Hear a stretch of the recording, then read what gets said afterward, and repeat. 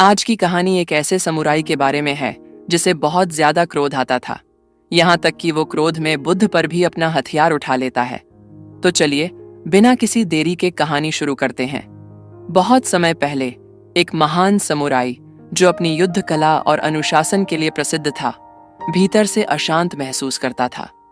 उसने कई युद्ध जीते थे और अनेक दुश्मनों को परास्त किया था, लेकिन फिर भी उसे शांति नहीं मिल पाई थी।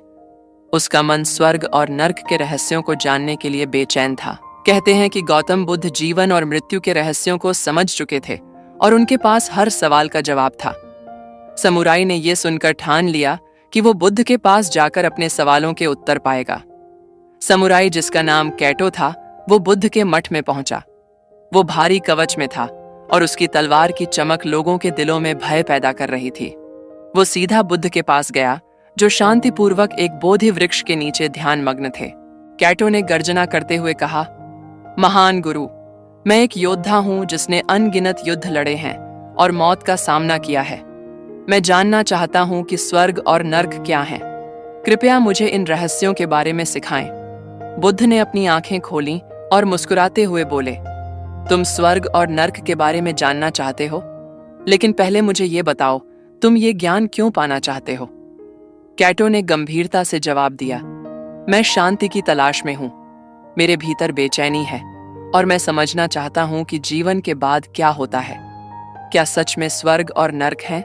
बुद्ध ने उसकी बात सुनी और फिर अचानक कड़े शब्दों में बोले, तुम जैसे हिंसक और अज्ञानी व्यक्ति को स्वर्ग और नर्क के बारे में जानने का अधिकार नहीं है। तुम केवल रक्तपात और मृत्यु के बीच जीते हो। तुम अपने गर्व और अहंकार में डूबे हुए हो। तुम जैसे मूर्ख से ये सवाल पूछने की भी उम्मीद नहीं थी। बुद्ध के इन शब्दों ने समुराई के गर्व को गहरी चोट दी थी। उसके भीतर क्रोध का ज्वालामुखी फूट पड़ा। उसने तलवार खींची और बुद्ध को मारने के लिए उनकी तरफ पड़ा। बुद्ध ने शांति से उसकी आंखों में देखा और कहा, यही है नर्क। कैटो स्तब्ध रह गया। उसने महसूस किया कि उसका क्रोध और अहंकार ही उसे अंदर से जला रहे थे।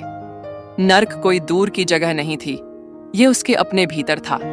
वो समझ गया कि जब वो क्रोध और घृणा से भरा होता है तो वो नर्क का अनुभव कर रहा होता है। तलवार नीचे करते हुए कैटो ने बुद्ध के सामने घुटने टेक दिए। उसकी आंखों में आंसू थे। उसने कहा कि अब मैं समझ गया हूं, मैंने अपने भीतर का नर्क देखा है। बुद्ध ने उसे दयालुता से देखा और कहा, और अब मैं तुम्हें स्वर्ग दिखाऊंगा। जब तुम क्रोध, घृणा और अहंकार को छोड़ देते हो और करुणा, दया और शांति को अपनाते हो तो तुम स्वर्ग का अनुभव करते हो।